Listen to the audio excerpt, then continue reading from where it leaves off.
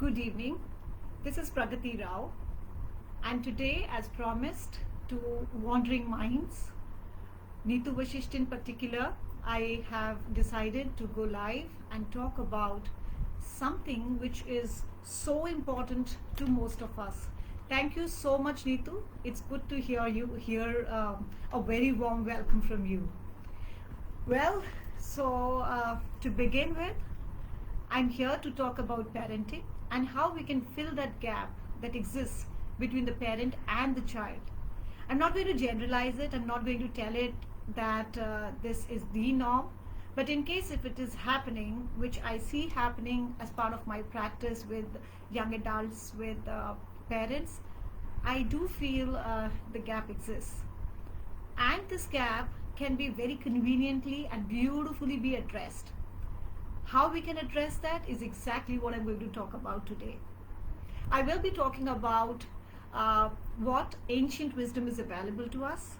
I will be talking about some particularly 10 to 12, or if time permits, even more reminders of what we as parents can do so that the gap is not just filled and we feel as an accomplished parent. Well, to begin with, hi Himanshi, it's so good to see you here. So, if I have to talk about what ancient wisdom is available to us, well, I must remind you what Lady Bird Johnson had said.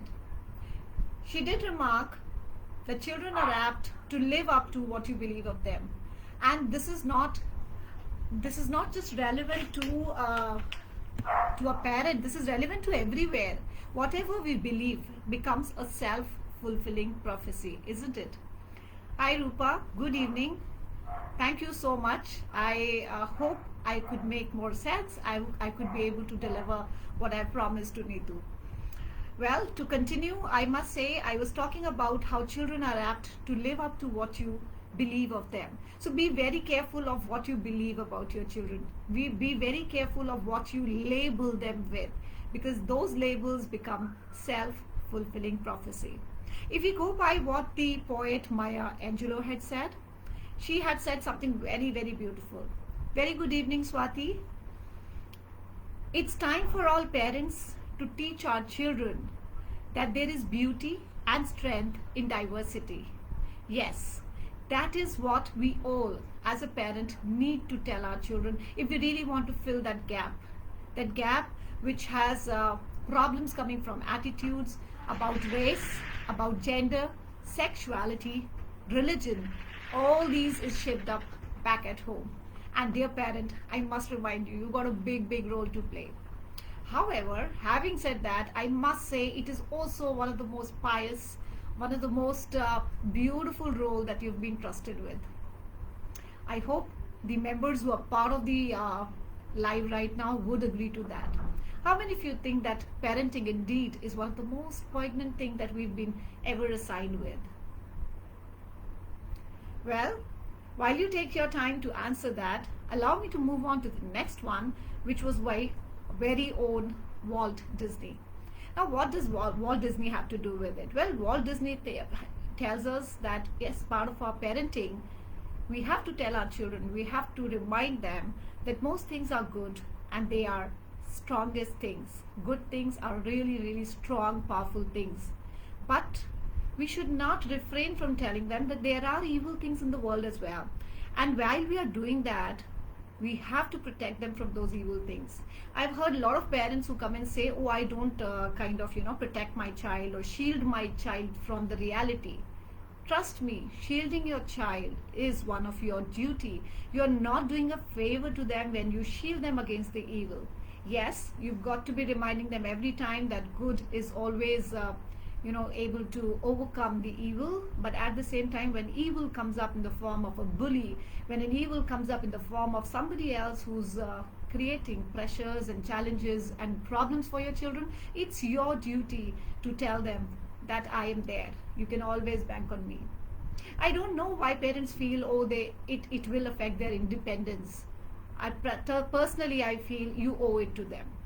If we talk of what Anne Frank has said, parents can only give good advice, put them on the right path, but the final forming of a person's characters lies in their own hand. Now, if this is true, don't you think we as parents have a bigger role to play? Don't you think we have to start pretty early? Because if we don't start pretty early, whatever best we are giving them, half of it would already go waste, because by that time they've grown up, they've had their own mind and thinking. So I guess this becomes more important, that we not just give them quality inputs, we also get them inside the decision to get their commitment levels. Well, the next thing that I want you to be really hearing out is, if you have never been hated by your children, you have never been a parent. Now you must be thinking, what is it that I'm saying? You know, a good parent is also a parent who's firm. A good parent is also a parent who has always believed in giving the best of inputs to their child. And while they do that, while they are disciplining them, they are being very firm. Firmness is the role, again, a very important thing that bridges the gap. However, we have to be very careful whether our firmness is not alienating our child. Because when the child gets alienated, then the whole process goes for a toss, right? So please, next time, create rules, create laws, play the bad cop, but be flexible. Yes, be flexible. That's the word I was looking for. Whatever you do, keep that discipline on, keep those rules and regulations on, but at the same time, how about being a little flexible? Get into the child's shoes, be empathetic enough. Why the child doesn't want to do that particular thing which you have been demanding them to do, say, or work out on? Well, if that was not enough, let me get you to the next one. It says, it is easier to bring up strong children than to repair broken men. And I'm sure most of you would agree that this one parenting style, where we focus more on a child who's like a sponge, absorbing everything, observing everything, we need to work it out. We need to work it out pretty early, because later when you start working on them, and as part of my practice, I've been working on so many of them who've been pretty young, and those many who have been into senior sessions or classes. Trust me, it is difficult. It is very difficult to break that conditioning and let them do the things which we want them to do. However, I also want you to pay attention to one very important thing, which is one of my personal favorite, and this is, allow your children to have fun. Allow your children to be positive. Allow yourself to be curious. Allow yourself to be enthusiastic. These are the new age qualities which you have to give to your children if you really want to bridge the gap. You know, it is so important that we go a step ahead from ourselves and step into empathy. Only when we step into empathy, we realize what are they feeling, how are they feeling, and from there on, we can take decisions which are mutually beneficial.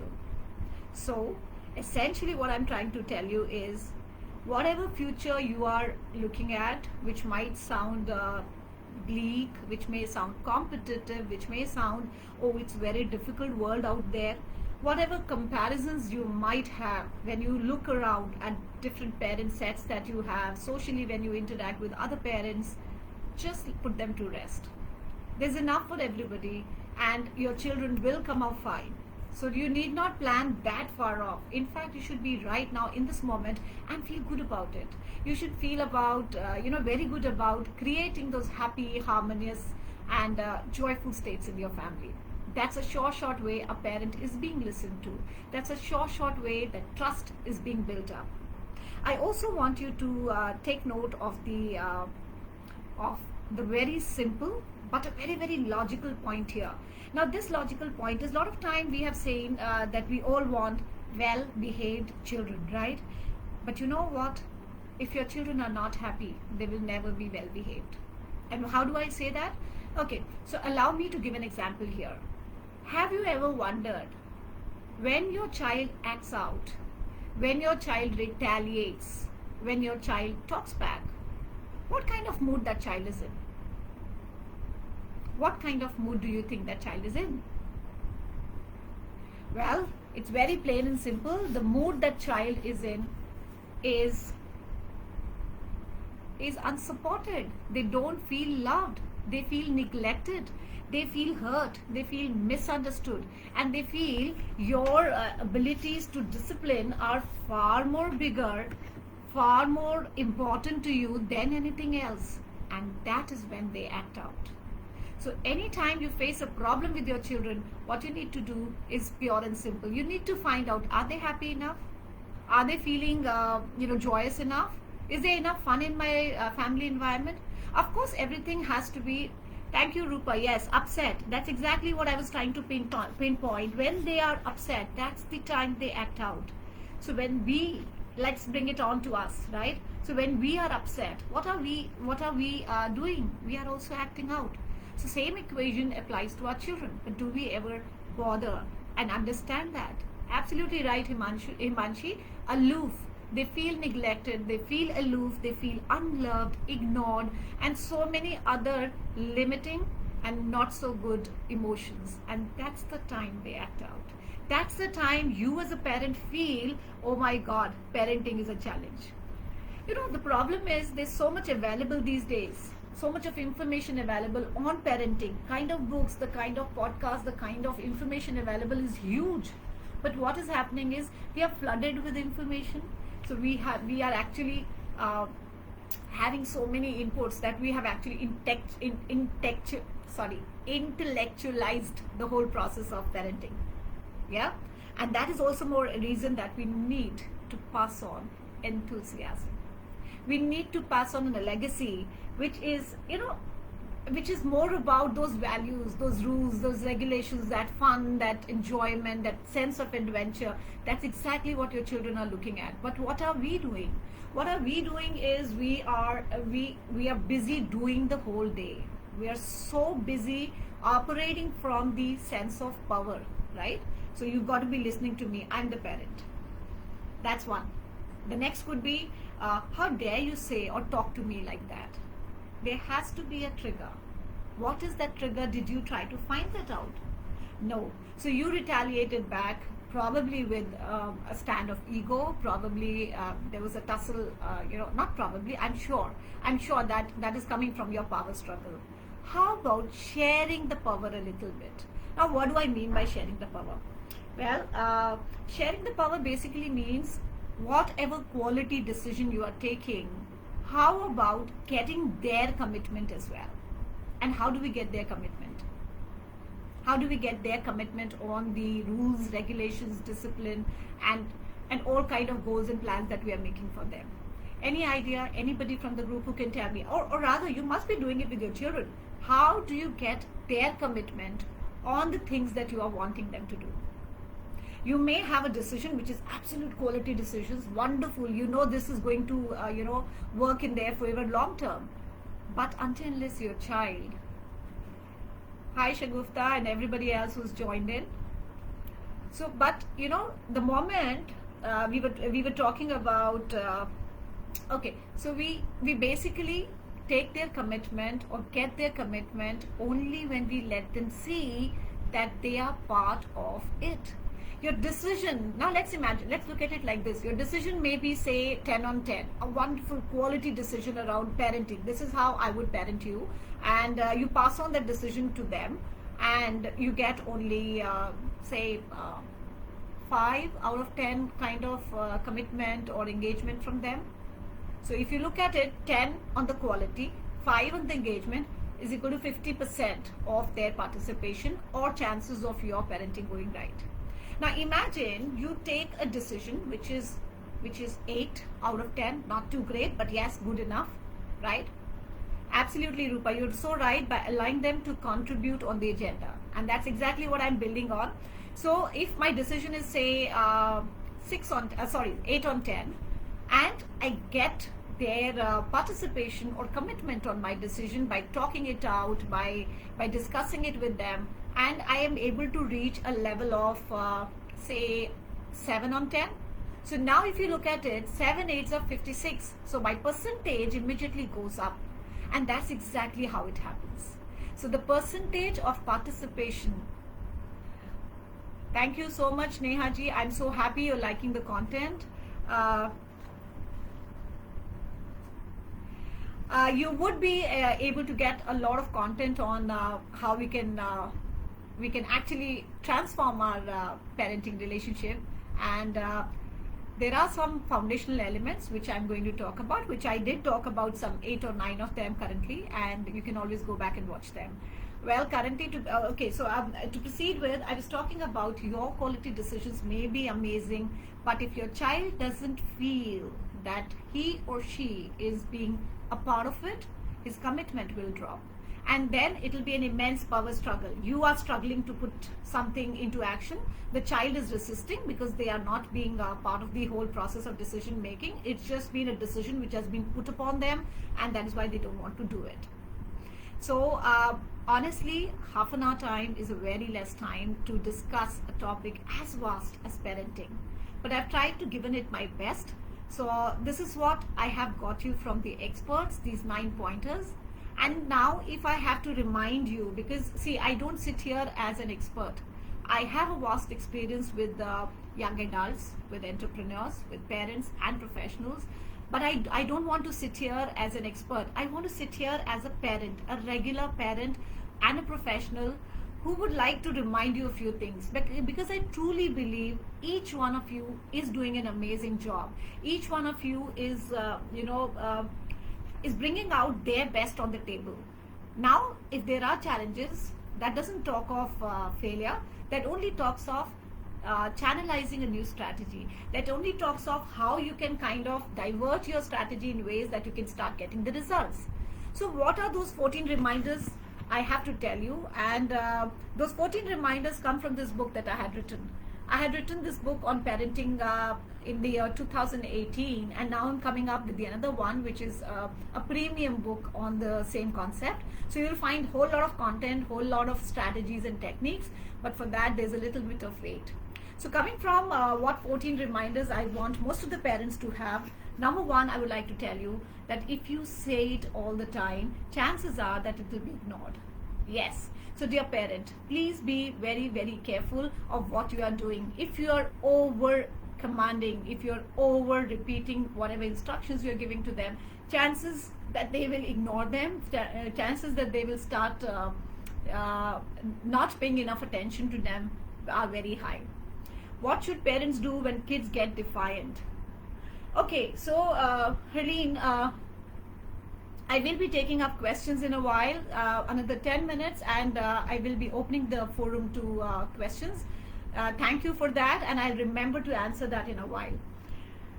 The second thing that I want all the parents to be very, very careful about is not to give physical punishments or corporal punishments. I'm strongly not in a favor of hitting the child, and it's simple reason. Whatever be your excuse, whatever, howsoever, the way this has come up, how nasty this could be, how objectionable that could be, raising your hand, physical punishments, they are a big no. Because once you've done that, then there's nothing else left.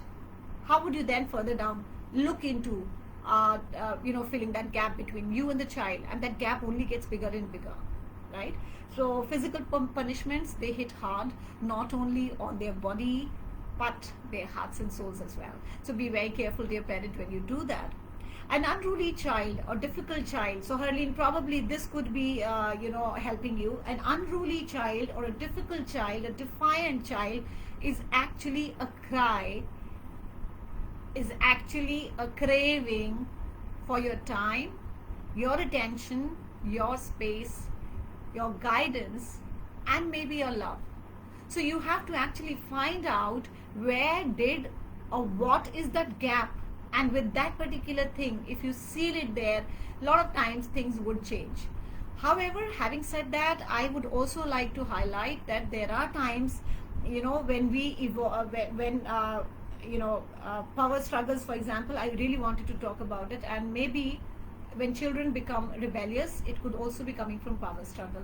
Power struggle is when you operate wearing a hat of a parent, when you operate wearing the hat of, okay, so I am the authority, that kind of body language. So you want to feel powerful, and you feel powerful by suppressing the child, by not taking decisions which are good for, which are mutually acceptable, or one-sided decisions. This could also be because you are overly concerned about your disciplines, rules and regulations than the child, and the child knows that, and the child comes to feel that for my mother it is important that her rules, her regulations, her plans have to be followed rather than me, and that's a very bad scenario to be. Children don't like it. They feel neglected. The next thing that I want you to be reminded of is when we evolve in life, lots of us are now working in very good offices, and we have access to more knowledge. We have access to so much of information around us. But the problem is, we think we have become wiser because of that information. Whereas the reality is, there's a whole lot of information available, but our ability to feel that information, our ability to use that information is what decides have we become wiser or not. So me and you can go through a net and find out n number of things. Hi Chitra, hi Rakhi. We all can get onto the net and compile a big data of knowledge and information for our children. But have we used it? Have we experienced what works, what needs to be tweaked, how this can be aligned so that we get the kind of results we want? Because only when you use that information, even today when I give you a lot of inputs on all this, only when you are able to kind of use these inputs and turn around things in your parenting process, that's the time you become a wise parent. Otherwise you are like any other intelligent parent. So intelligence, so it says it, and wisdom has nothing to do with age. You may have crossed 40s, 45 and a lot of things, but it's pure knowledge unless it is applied, right? Hi Shivani. So now further down, I also want you to understand that freedom of choice. Freedom of choice. A lot of time children would do certain things which you don't like, or which you would not like it the way at least they exercise it. The kind of dress choices, the kind of language, their excessive peer pressure and many things like that. So it's so important that freedom of choice. If you believe it is defiance, if you believe, oh my God, they are not listening to me, how dare they do that, you will automatically come up with something which is not very impressive. And as a parent, instead of kind of filling the gap, it will only be making the gap bigger and difficult to kind of fill in. So it's so important that freedom of choice is not defiance. Freedom of choice is because now our children have been exposed to so much. Now our children know so much, they see so much, and we are giving them exposures on a regular basis. So while we give them exposures on a regular basis and we intend to make them leaders, how can we complain that now they are exercising freedom? They will, because they are not like me and you growing up in 80s and 90s, and they are a leader's mindset. They are going to the best of schools, they are doing the best of exposures they are getting, and as a result they will be leaders mindset, irrespective of whether you want it or not, irrespective of whether you feel that they are being defiant. Right? So I guess if you look at most of the reminders, it is the parent who has to change certain beliefs about children. Children are fine, they are doing amazingly well. It's our time to now gear up and to match them, right? So next thing I want you to understand is, if you've got to be telling them how much you love them all the time, trust me, a very important link in your parenting is missing. A lot of time parents come and tell me, but they know it that I love them. No, they don't know it. Take out time, let them know that you really, really love them. And most importantly, what you also need to show them is how you handle relationships. Hi Alka, I will be answering questions in another 5-7 minutes. Thank you so much for yes, absolutely Neetu, that's exactly I'm saying. We have it in our head, it's our belief that they should do the best, and when they are doing their best based on whatever knowledge they have, based on whatever exposures they have, we start cribbing. So I guess it is the parent who's who's got to be sorting their ways and thinking, not the children. So how you handle your relationships and how you treat people is a very, very foolproof method of how your children will be doing it. So if you are not treating people right, Trust me, your children will not be able to do it despite any counseling, any intervention that you may think of, because they don't listen too much, but they watch for sure. Providing, and another important thing that I want most of the today's parents is, we provide more than enough from them, more than enough to them. So what is creating is, because we are guilty of not spending enough time, we would get them so many things that they are hardly needed. This may reduce your guilt, but it can definitely lead a young one into a painful area of work, right? So this will not help. This will actually create more problems to you. When you cultivate, and these are the two values which I'm going to tell you. This is one of my favorites, and if you could do this, I can vouch on this live that you need not tell me the problem. You can simply get the solutions. And these two things are very, very powerful. So when you cultivate the value of gratitude and charity, you start seeing your child in a different light. Right? So when you are grateful about what God has blessed you with, what universe has, kind of bestowed you with, when you start thinking about what good things your children have in the moment, you will be able to appreciate your child in the right light, not in the light of your views, opinions, and how you see them, right? And most importantly, children with strong values. Okay, so let me build it up a little bit here. Values are so yes, Neetu, they are getting a lot of privileges these days, and privileges basically are coming in the material forms, and that's the very sad part of parenting.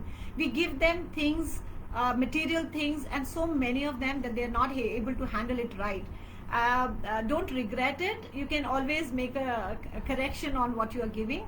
And I personally feel, whether it is material things, or it is about social media time, or a gadget time, or whatever else you're looking at, it should be earned.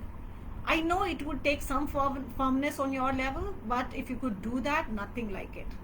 Well, so I was also talking of values. Now, every family should operate from values. Values are like North Star statements. Values are something like what is important to you as a family, right? So whether you want to have trust in the family, whether you want to have cohesion in the family members, whether independence is a good quality that you would like to instill in your family, you want a family to be fun, loving, adventurous, or courteous, or patience. I don't know what value would you like, respect for that matter. So these are the values, and if you could build on values in your family, and sit down with your children and decide mutually, what values would mean the most to all of us. And you can put them together, because children, once they're given a strong value orientation, they have a character where they will not do most of the things which you find nasty. And most importantly, they are so they have that internal security. That means those children will not vie for space in the world or jostle for the space in the world. They'll be happy and sorted for long times to come. And 13th, that is the reminder I'm coming to now. Just one role model in their formative years. Formative years is something from 8 to 12 is a very good time to work on them. However, I'm not saying everything is lost beyond 12, but 8 to 12 is a wonderful, wonderful time, because this is a time their beliefs about everything, you, me, the world, the friends, the peer group, everything is shaping up, right? So this is also the time for a parent to work. And in India, it's just the opposite which happens. What happens is, in India we say, abhi to chota hai. अरे अभी तो बहुत छोटा है, तेरे बच्चे ने कौन सा PhD कर लेना है. And this is how, mothers who are actually paying a lot of attention to their children, they get to hear this dialogue often. So I've heard it, so I know how it looks like. But again, despite all this, you've got to be firm. Despite all this, you've got to be making sure that formative years are the most powerful years. These are the years when the child would listen to you. These are the years the child is like a clay. And that's the time you kind of bake it right and make it right. Now, the last one, which is the 14th reminder for a parent, so that they can fill the gap and problems are no longer a problems. Do what is working for you, which means there is no template for parenting. Parenting is such a vast thing to take care of. It's such a wonderful process that I cannot hand out one script to everybody and say, okay, if you use this, you'll be sorted for life. So do what you feel is right. Do what you value most. plan, organize, teach, communicate what matters most to you and how you want your family to shape up.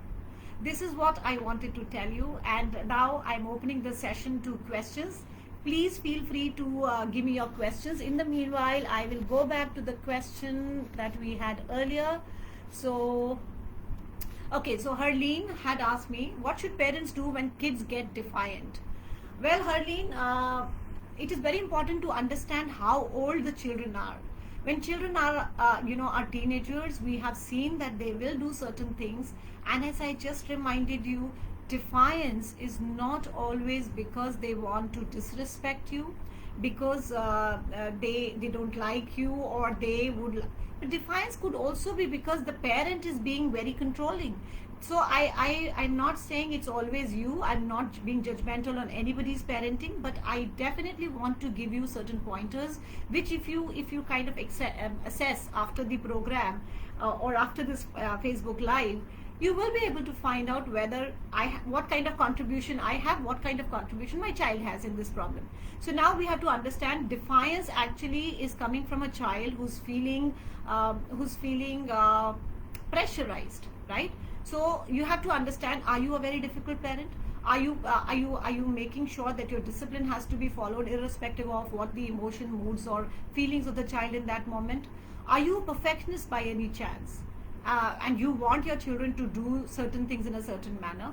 Are you playing a power game, which means that just because you're the parent, you are trying to be as controlling as possible, you're operating from your ego? So these things have to be taken into consideration. The second thing which has to be understood is your child young enough? If the child is young enough, channels of communication can always be opened.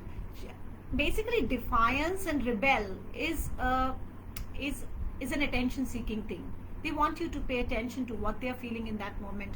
They want you to look into how you can address what they are facing in that moment. So I guess, Harleen, this helps you. Coming to the next question that we have here. So Alka Soni, she says, for a 9-year-old growing up boy, do we have to start getting ready for his mood swings? So I don't know whether you're asking this because he's already showing those mood swings. Well, mood swings is all about hormones, right? So there are a lot of things for a 9-year-old that you can start doing. First thing is, as I said, the basics in life have to be realigned. So you have to give him certain responsibilities. Responsibility with respect to talking and thinking as well. Responsibility with respect to what will you accept as a parent in the house. So for a 9-year-old, mood swings happening. See, again, I would like to understand, Alka, what do you exactly mean by mood swings? So is he happy at one moment, sad at the other moment? If he's enthusiastic at one point and not too interested in 2 points. So there are psychological issues also which could corroborate with it. But if it is a general mood swing, and what is the frequency and tendency of it, that needs to be looked into. And I don't think you should be ready for mood swings, but whenever he's kind of showing up a tantrum or a mood swing, the least that you can do is make him sit down with you and talk and communicate. Dear parents, I must remind you, communication and talking is one of the most powerful things each one of us can ever do here. Communicate and tell the child the way you reacted is not his acceptable way. However, I can teach you how you can, behave in this manner. So from aggressive to assertive has to be taught. Aggressive comes very naturally. The child is seeing a lot of adults in his environment being aggressive, so the child immediately comes out as aggressive. But assertive means expressing your emotions, your anger, your hurt, your irritability in the best possible way. How could you do that? That has to be taught. That is a skill. Okay, so thank you so much, Neetu. In fact, you should read my other book, which is coming up very soon. It will have even more content on the same lines, and some 7 more chapters have been added to it, from humor to financial status, education, and a lot of other things. Well, the next question here is, my son is in grade 10 this year, okay, and board exam stress and struggling with online classes and missing the connect with his teachers and classmates. Srishti. Well, Srishti, if I have to answer this, I was reading the newspaper the other day and I realized it's not just your son who's missing the contact. It's not just your son who's struggling with online sessions. In fact, there have been enough reports from the National Council for Educational Research, which says that children are feeling the pinch when it comes to online. So, and to top it all, somebody who's in class 10th is also battling with physical changes, emotional changes, hormonal changes, and this time, which is anyhow a difficult time. It's a very unprecedented time where things are happening in a very different manner and a difficult manner as well. So online with no social connect is difficult. However, you can see how you can build it up in the best possible way. So once he's done with his online sessions, I think for a class 10, I'm hoping that you've given him enough strategies and techniques and tools to manage his time, to be able to do his chapters faster and quicker, to mind map, to make his notes. So there are definite ways in which higher classes can be made smarter rather than hard work. But the problem is, until the child comes in, a higher class and faces the challenges, we don't bother to find that out. So I do have a program by the name of I Am I Can, which is a leadership program for children. And as part of that, I do groom them in a lot of tools and strategies about attitudes and behaviors, about smart strategies to study, and most importantly, how to communicate to yourself, to others, and just make awesome presentations, and that too on a very different model. So you would not have seen that kind of content anywhere. So idea is to tell you, for somebody who's in higher classes, we have to kind of work out on the tools and strategies for studies. Higher classes should not mean more study, more hard work and difficult hard work. It should only mean smarter work. It should only mean so there are a lot of things you can do for a class 10 child. So first thing is, find out, does he have enough tools and strategies for the big goals that he is aligned. Number 2, create some social connect. Now children can take certain precautions and meet their friends, or go for a football game, or meet somebody in the society and go for a walk. Include some physical exercises for him, because that is a short stress buster for somebody in class 10. So some kind of walk, a nature walk possibly, could be very helpful. Then he can also get into managing his time by learning a few strategies. I can suggest some strategies in case you get in touch with him, and that will be a very good idea. Well, the next question here is, I'm a mother of teenager kid. She's very good in craft and art and studies, but not at all punctual. No schedule of eating, sleeping, studying. Even after lots of discussion, things are same. Her casual approach worries me a lot. So Suvidha Gupta. Well, Suvidha, we have to understand the content that you have given me clearly tells us that this is a very creative child. Creative children are generally sensitive children. They are feeling oriented children. So their ability to handle life is slightly low. Not low, I would say. They are not as fast, as quick as somebody who's not a feeling oriented person. So if you look at the punctuality part of it, well, you should know when to give her a reminder. So you can work on multiple reminders, and we call this convinces pattern, right? Reminding pattern. So you can always remind her that, okay, so another 15 minutes to go for, say, some class or wherever you're taking her. Schedule of eating, sleeping, studying has to be created. Schedules are a tool, a strategy which has to be taught. And I'm just hoping that you have personally sat down with her to create goals and plans for her. You have actually given her ownership of what will happen if those things are not being taken care of. You have also taught her techniques. Dear parent, I want to tell you something very important. If we are not teaching them the right tools, strategies and techniques, and we only crib about, you don't do this well, it is not right on our part. And there are enough people outside who can groom your children, who can tell them how to work around things. So these are the questions which we got. I think I had one more question from Neetu, and let me see if I have it here. So the third question that we had, Okay, so I have two teenage sons and I'm a single parent. I don't know how to talk about many things. I want to raise them as a gentleman. How to be friendly with them? We lack that bond, especially after their father. So this question, I would like to answer this question, and I would like to tell you that every family environment has certain fundamentals, foundations, right? So in this case, the foundation is communication. Why are they not coming and talking out things to you? You've got to find that out. You can initiate conversations on your own, and while you do that, you have to make sure that you are not being too judgmental, you are not being too critical of their choices or whatever they are doing. You can simply be curious. You can simply be around. And I'm so happy you've written, I want them to be gentlemen. It is such a wonderful thought. So if you really want them to be gentlemen, please find out how you can help them become more independent. That means how you can make them more responsible, how you can make them plan ahead so that further down they are able to evolve as a person. How you can actually create some kind of like a sense of affirmation where their self-esteem is growing higher. Self-esteem individuals, high self-esteem individuals are sorted, saner, and they will come out, and talk to you on their own. And even if they don't, find out what is the missing gap. Because now that you are a single parent, are you very busy?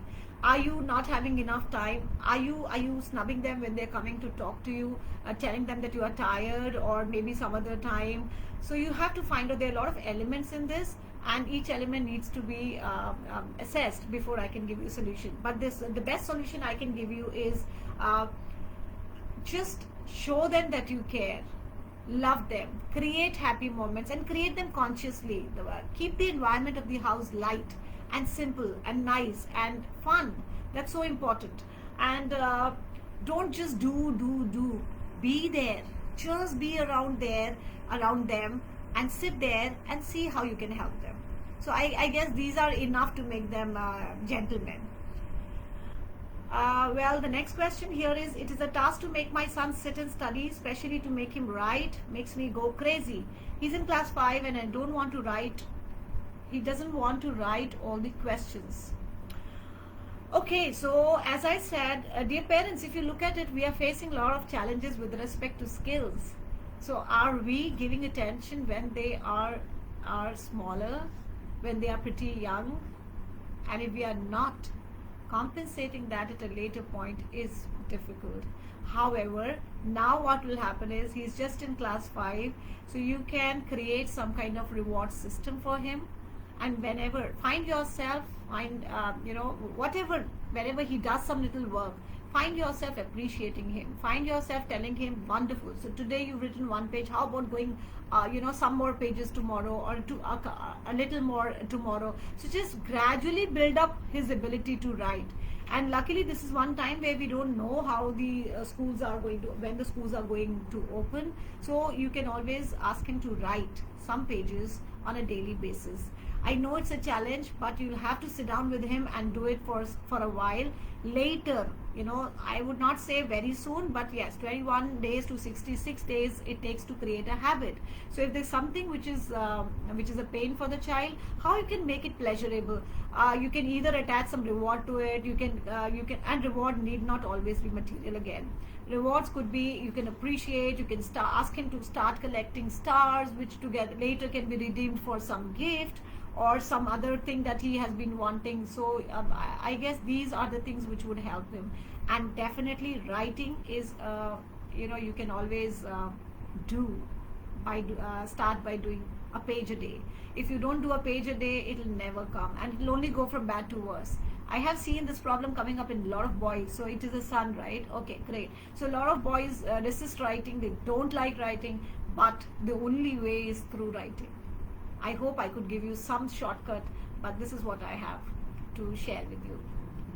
So dear parents, bridging the gap, all I need to remind you is be more, do more, and most importantly, let your child know that you are in his team. Only when children know that we are in their team, they start trusting us. They start coming to us, talking to us, and telling us how we've been able to help them. Uh, Thank you so much, Neetu. Parenting indeed is a challenging task, but if we keep that in mind, we will only feel more bogged down and pressurized. I would suggest the parting shot would be parenting is one of the most honored and purest role that we need to play. Do we not plan for holidays, vacations, and other stuff? Then what is the harm when we have to plan for something as profound as parenting? Absolutely. So parenting is an ongoing process. It never stops. Whether they grow up or not, parenting simply means keep finding what is not working, fine tune it, and move on to the next thing. So I hope this session made sense for most of you. I would take your leave. Thank you. Happy parenting, and keep at it. Absolutely, Neetu. Thank you so much for having me on the forum. Trust me, my daughter is 22 and I'm still learning. I never say I have arrived because a parent never arrives. Parenting is not a destination, it is a journey. Thank you. Take good care. My pleasure, absolutely, Neetu. Thanks for watching, everyone.